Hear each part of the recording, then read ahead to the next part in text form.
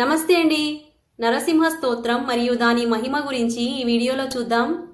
సూతముని వారంటారు, ప్రాచీన కాలంలో ఒకసారి అందరూ మాతృగణాలు శంకర భగవానుడితో ఇలా చెప్తారు: భగవన్, మీ కృపతో మేము దేవతలు, అసురులు, మనుషులు మరియు సమస్త ప్రాణులను తింటాము. మమ్మల్ని దీనికోసమని ఆజ్ఞాపించండి అని అంటారు. అప్పుడు శంకర భగవానుడు అంటాడు, ఓ మాతృకుల్లారా, మీ ద్వారా సంసారంలో ఉన్న సమస్త ప్రజలు రక్షింపబడాలి. అందుకనే ఈ మహాభయంకరమైన పాపాన్ని మీ మనసులో నుంచి త్వరగా తీసివేయండి అని అంటాడు. శంకర భగవానుడి ద్వారా ఈ మాటలను విన్నా కూడా మాతృకలు వారి మాటలను అగౌరవం పరిచి త్రిభువనంలో ఉన్న సమస్త చరాచర ప్రాణులను తినడానికి సిద్ధమవుతారు. మాతృకల ద్వారా త్రైలోక్యం భక్షణం అవ్వడం చూసి శంకర భగవానుడు నరసింహ రూపంలో ఉన్న ఆ విష్ణు భగవానుని ధ్యానిస్తాడు.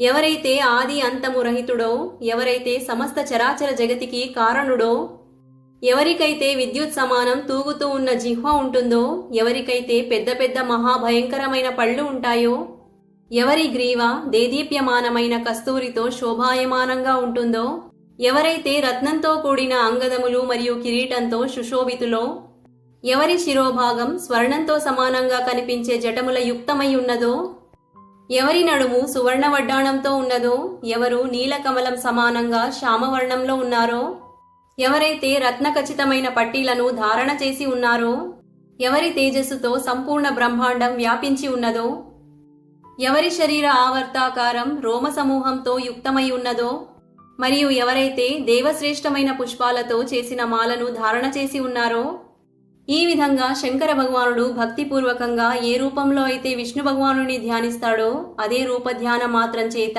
విష్ణు భగవానుడు నరసింహావతారంలో దర్శనమిస్తాడు. నరసింహ భగవానుడి ఈ రూపం దేవతలకు కూడా దుర్లభమైనది. శంకర భగవానుడు నరసింహ భగవానుడికి నమస్కరించి ఈ స్తోత్రం ద్వారా వారిని స్తుతిస్తాడు.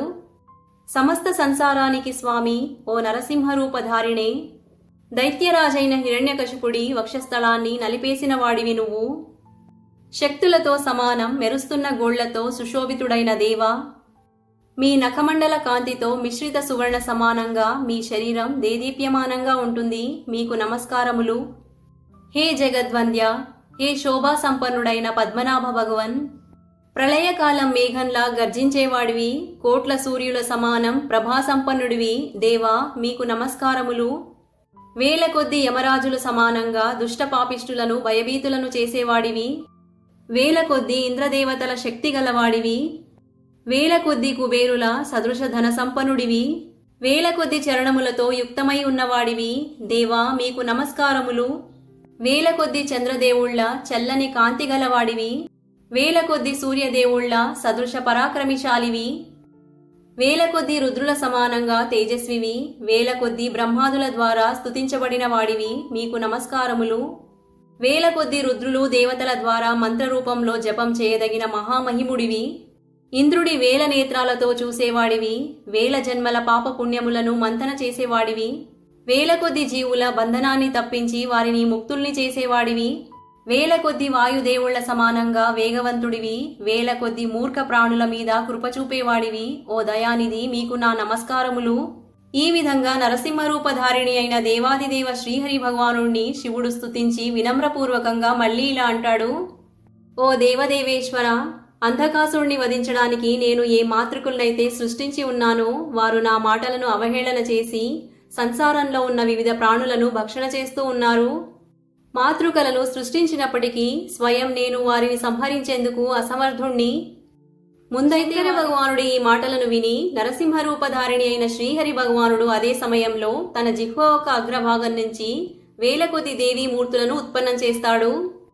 దేవతలు, అసురులు, మనుషులు ఆది ప్రాణులను సంహరించే ఆ క్షుద్ర మాతృకలను సంహరించి ఈ దేవీమూర్తులు సంసారాన్ని రక్షిస్తారు.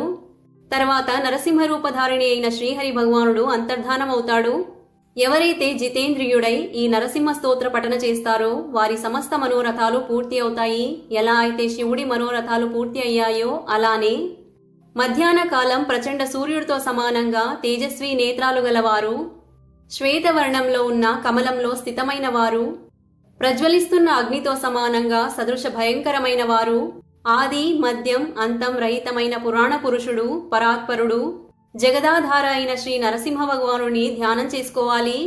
ఎవరైతే ఈ నరసింహ స్తోత్రాన్ని నిరంతరంగా పఠిస్తారో వారి దుఃఖ సమూహాలన్నింటినీ శ్రీ నరసింహ భగవానుడు నష్టం చేస్తాడు.